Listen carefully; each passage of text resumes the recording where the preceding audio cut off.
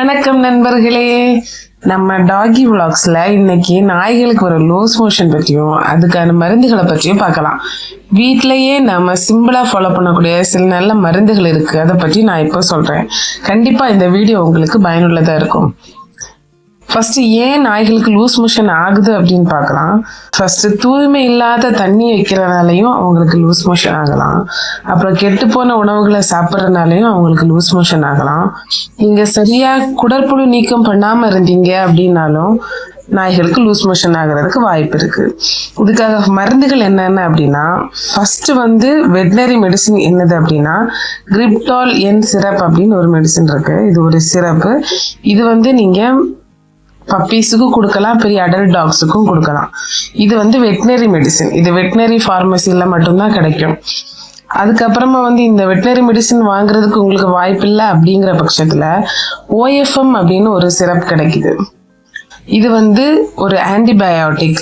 இது வயிற்றுல இருக்கிற கிருமிகளை தேவையில்லாத கிருமிகளை கொல்றதுக்கு பயன்படுத்துற ஒரு ஆன்டிபயோட்டிக்.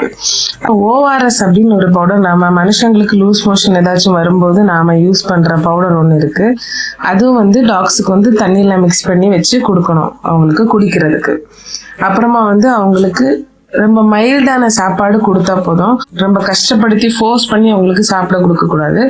அவங்க தேவையான அளவுக்கு நிறைய தண்ணி மட்டும் குடிச்சாலுமே போதும். அவங்களுக்கு உடம்புல நீர் சத்து குறையாம இருக்கிறதுக்காக தண்ணி மட்டும் குடிச்சாலே போதும்.